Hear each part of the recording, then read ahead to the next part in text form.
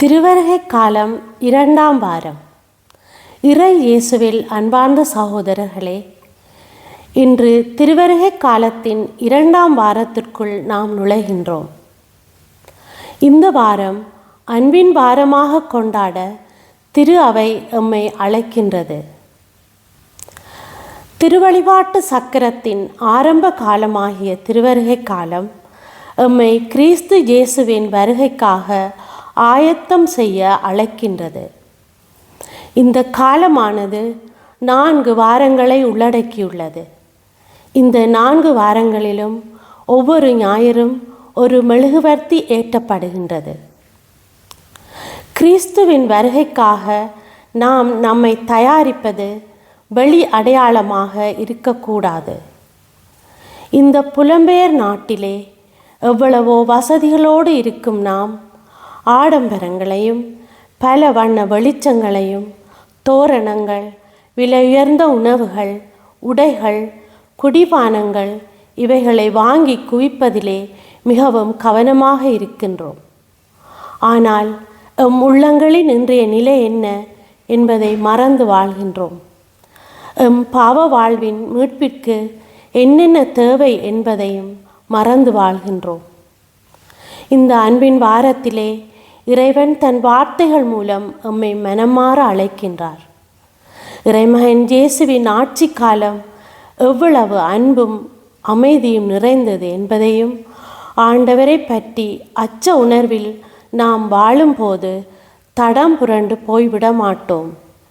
எனவே அவரது அன்பை சுவைப்போம். ஒரே மனதினராய் வாழ்ந்து அவரை பெருமைப்படுத்துவோம்.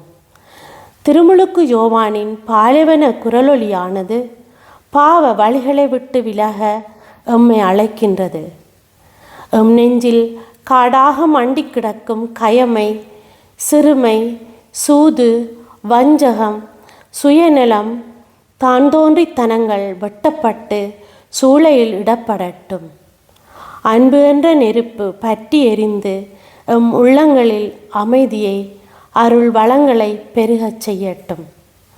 இறைவனிடம் வரம் வேண்டி இறை வார்த்தைக்கு செவிமடுத்து இயேசுவுக்கு சான்று பகர்வோம். செப்பனிடப்பட்ட புதிய பாதை அமைக்க முன்வருவோம்.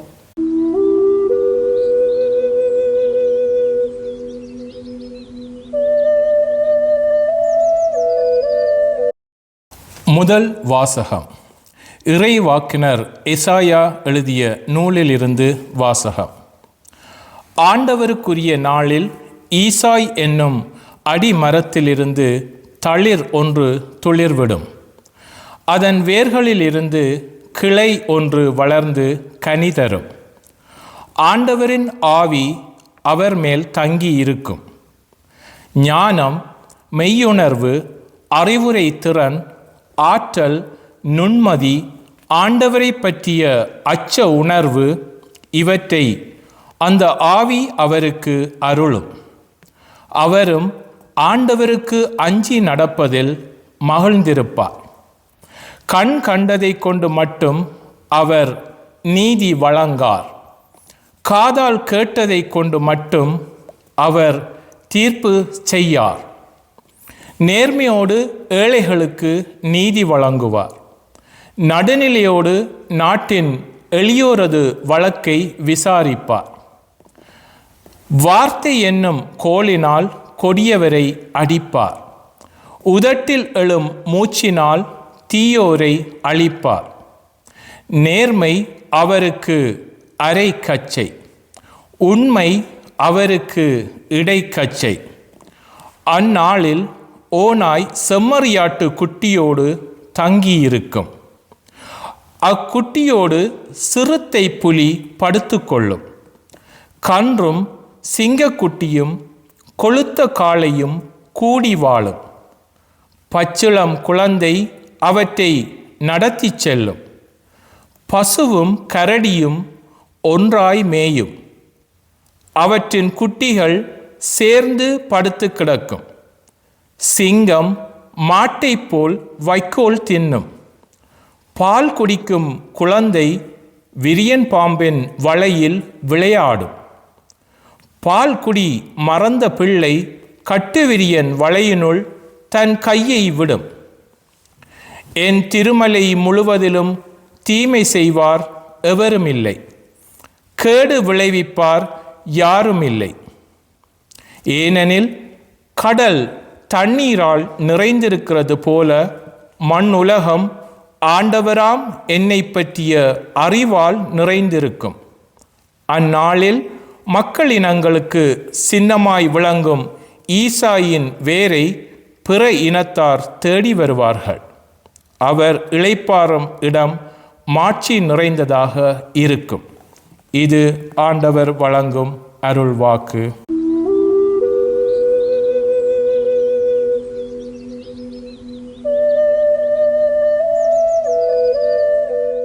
இரண்டாம் வாசகம். திருத்தூதர் பவுல் ரோமியருக்கு எழுதிய திருமுகத்திலிருந்து வாசகம். அதிகாரம் 15, இறை வசனங்கள் 4 தொடக்கம் 9 முடிய. சகோதரர் சகோதரிகளே, முற்காலத்தில் எழுதப்பட்டவை அனைத்தும் நமக்கு அறிவுரையாகவே எழுதப்பட்டன. மறைநூல் தரும் மன உறுதியினாலும் ஊக்கத்தினாலும் நமக்கு எதிர்நோக்கு உண்டாகிறது.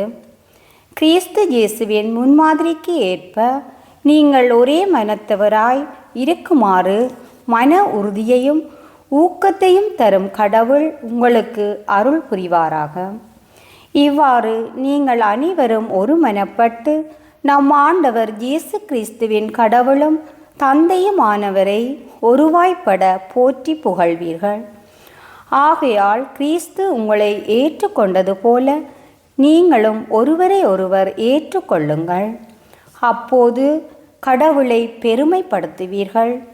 என் கருத்து இதுவே: கடவுள் உண்மையுள்ளவர் என்பதை காட்டுமாறு கிறிஸ்து விருத்த சேதனம் செய்து கொண்டவர்களுக்கு தொண்டரானார். மூதாதையருக்கு தரப்பட்ட வாக்குறுதிகளை உறுதிப்படுத்தவும் பிற இனத்தார் கடவுளுடைய இரக்கத்தை பார்த்து அவரை போற்றி புகழவும் இவ்வாறு தொண்டரானார். ஆகவே பிற இனத்தாரிடையே உம்மை போற்றுவேன், உமது பெயருக்கு புகழ்மாலை சாற்றுவேன் என இதை குறித்து மறைநூலில் எழுதியுள்ளது. இது ஆண்டவர் வழங்கும் அருள்வாக்கு.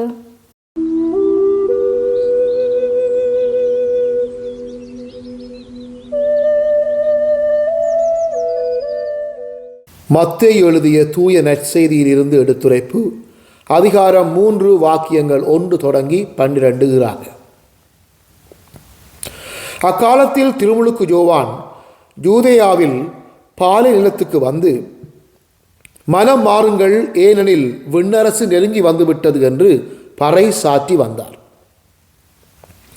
இவரை குறித்தே பாலை நிலத்தில் குரல் ஒன்று முழங்குகின்றது: ஆண்டவருக்காக வழியை ஆயத்தமாக்குங்கள், அவருக்காக பாதையை செம்மையாக்குங்கள் என்று இறைவாக்கினர் எசாயா உரைத்துள்ளார். இந்த யோவான் ஒட்டக முடியிலான ஆடையை அணிந்திருந்தார். தோல் கச்சையை இடையில் கட்டியிருந்தார். வெட்டு கிளியையும் காட்டு தேனையும் உண்டு வந்தார். ஜெருசலேமிலும் யூதா முழுவதிலும் யோர்தான் ஆற்றை அடுத்துள்ள பகுதிகள் அனைத்திலும் இருந்தவர்கள் அவரிடம் சென்றார்கள். அவர்கள் தங்கள் பாவங்களை அறிக்கையிட்டு யோர்தான் ஆற்றில் அவரிடம் திருமுழுக்கு பெற்று வந்தார்கள். பரிசேயர் சதுசேயர் பலர் தம்மிடம் திருமுழுக்கு பெற வருவதைக் கண்டு அவர் அவர்களை நோக்கி, விரியன் பாம்பு குட்டிகளே, வரப்போகும் சினத்திலிருந்து தப்பிக்க இயலும் என உங்களிடம் சொன்னவர் யார்? நீங்கள் மனம் மாறியவர்கள் என்பதை அதற்கேற்ற செயல்களால் காட்டுங்கள். ஆபிரகாம் எங்களுக்கு தந்தை என உங்களிடையே சொல்லி பெருமை கொள்ள வேண்டாம். இந்த கற்களில் இருந்தும் ஆபிரகாமுக்கு பிள்ளைகளை தோன்றச் செய்ய கடவுள் வல்லவர் என உங்களுக்கு சொல்லுகின்றேன். ஏற்கனவே மரங்களின் வேரருகே கோடரி வைத்தாயிற்று. நற்கனி தராத மரங்கள் எல்லாம் வெட்டப்பட்டு தீயில் போடப்படும். நீங்கள் மனம் மாறுவதற்காக நான் தண்ணீரால் திருமுழுக்கு கொடுக்கிறேன். எனக்கு பின் ஒருவர் வருகிறார். அவர் என்னை விட வலிமை மிக்கவர். அவருடைய மிதியடிகளை தூக்கிச் செல்லக்கூட எனக்கு தகுதியில்லை. அவர் தூய ஆவி என்னும் நெருப்பால் உங்களுக்கு திருமுழுக்கு கொடுப்பார். அவர் சுளகை தம் கையில் கொண்டு கோதுமையையும் பதரையும் பிரித்தெடுப்பார். தம் கோதுமையை களஞ்சியத்தில் சேர்ப்பார், ஆனால் பதரை அணையா நெருப்பிலிட்டு சுட்டெரிப்பார் என்றார். இது வாழ்வளிக்கும் இயேசு கிறிஸ்துவின் நற்செய்தி. கிறிஸ்துவிலே பிரியமுள்ள சகோதர சகோதரிகளே, நாங்கள் திருவருகை காலத்தின் 2ஆம் வாரத்திலே 2ஆம் ஞாயிறிலே காலடி எடுத்து வைக்கின்றோம். இன்றைய நாளிலே எங்களுக்கு தரப்பட்ட வாசகங்கள் முக்கியமாக எங்களுடைய உள்ளார்ந்த ரீதியாக மேலும் நாங்கள் ஆண்டவருடைய பிறப்புக்கு எங்களை ஆயத்தம் செய்ய அழைத்து நிற்கின்றது. கிறிஸ்து இயேசுவின் முன்மாதிரிக்கு ஏற்ப நீங்கள் ஒரே மனத்தினராய் இருக்குமாறு மன உறுதியும் ஊக்கம் தரும் கடவுள் உங்களுக்கு அருள் புரிவாராக. இவ்வாறு நீங்கள் அனைவரும் ஒருமனப்பட்டு நம் ஆண்டவர் இயேசு கிறிஸ்துவின் கடவுளும் தந்தையுமானவரை போற்றி புகழுவீர்கள். ஆகையால் கிறிஸ்து உங்களை ஏற்றுக்கொண்டதைப் போல நீங்களும் ஒருவரை ஒருவர் ஏற்றுக்கொள்ளுங்கள் என்று புனித பவுல் உரோமியருக்கு எழுதிய திருமுகத்திலே இன்று சொல்லுகின்றார்.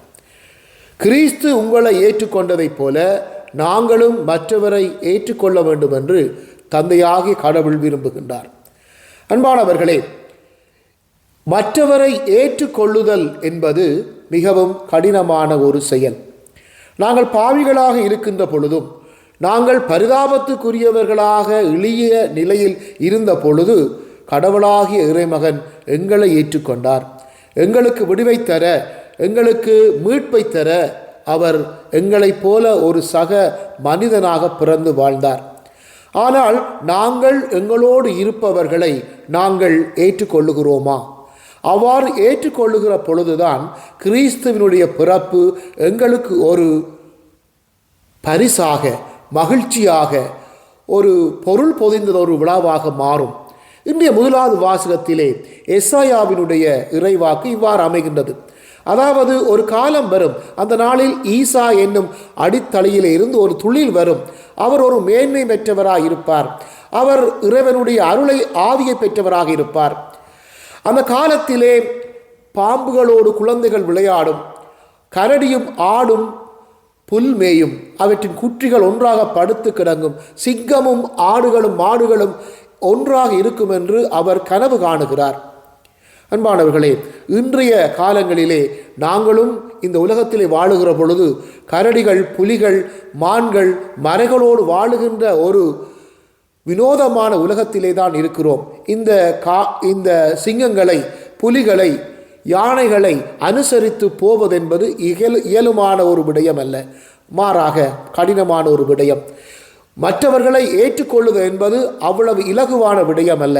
எங்களுடைய குடும்பங்களிலே எங்களுடைய கணவர்மாரை, எங்களுடைய மனைவிமாரை, எங்களுடைய பிள்ளைகளை, உற்றார் உறவினர்களை, நண்பர்களை, வேலைத்தளத்தில் வேலை செய்கின்ற சக ஊழியர்களை பொறுத்து கொள்வது, ஏற்றுக்கொள்வது, அன்பு காட்டுவது என்பது இயலாத ஒரு காரியமாகி போய்கொண்டிருக்கிறது. இந்த தொழில்நுட்பம் வளர்ந்த இந்த காலகட்டத்திலே, இந்த இலத்திரனியலுடைய வளர்ச்சி வானலா உயர்ந்த காலத்திலே இந்த மனித உறவுகள் சீரழிந்து போய்கொண்டிருக்கின்றன. இந்த சீரழிந்து போன இந்த உறவுகளை, இந்த மனங்களை கட்டி எழுப்பத்தான் ஆண்டவருடைய பிறப்பு இந்த உலகத்திலே நிகழ்ந்தது. எனவே இன்று நாங்கள் திருவருகை காலத்தின் 2வது வாரத்திலே காலடி எடுத்து வைக்கிற பொழுது கடவுளாகிய இறைவன் எங்களுக்கு தருகின்ற செய்தி, நாங்கள் இந்த மனத்திலே, இந்த மனதளவிலே எங்களுடைய உறவுகளோடு நாங்கள் எவ்வாறான ஒரு உறவை பேணுகிறோம். எங்களுடைய உறவுகள் சரியில்லை என்று சொன்னால், எங்களுடைய உறவுகள் வளராமல் மந்தகதியிலே இருக்கிறது என்று சொன்னால், அல்லது பிரச்சனைக்குரியதொன்றாக இருக்கிறது என்று சொன்னால், இறைவனுக்காக அதை பொறுத்து கொள்ளுமாறும், இறைவன் அவ்வாறு பொறுக்கின்றவர்களை ஆசீர்வதிப்பார் என்ற அருள்வாக்கு இன்று எங்களுக்கு தரப்படுகிறது. அன்பானவர்களே, அன்று திருமுழுக்கு யோவானிடத்திலே எல்லோரும் சென்று பாவத்துக்காக திருமுழுக்கு பெற்றதைப் போல இன்று நம் ஆண்டவராக இயேசு தூய ஆவியின் மூலமாக எங்களுக்கு புது வாழ்வு தருகிறார். அன்று திருமுழுக்கு யோவான் சொன்னதைப் போல இயேசுவை பின்பற்றுகின்றவர்களுடைய வாழ்விலே தூய ஆவியினுடைய அனுக்கிரகம் நிறைவாக இருக்கும். எனவே இன்று இந்த செய்தியை கேட்டுக்கொண்டிருக்கிற உங்களுக்கும் எனக்கும் ஆண்டவர் தருகிற செய்தி, கிறிஸ்துவின் பெயரால் நாங்கள் மன்றாடுவோம். எங்களுடைய உடைந்து போன உறவுகளை, நலிந்து போன எங்களுடைய உள்ளங்களை ஆண்டவர் தேற்ற வேண்டும், வரம் தர வேண்டும். அதற்கு தூய ஆவி எங்கள் ஒவ்வொருவரையும் தட்டி தூண்டி வழிநடத்த வேண்டும் என்று சொல்லி இந்த திருவருகை காலத்திலே இறைவனுடைய வழியை ஆயத்தப்படுத்துகின்ற வேளையிலே நாங்களும் எங்களுடைய உள்ளத்தை ஆயத்தப்படுத்தி இறைமகனுடைய பிறப்புக்காக எம்மையும் தயார் செய்வோம். ஆமென்.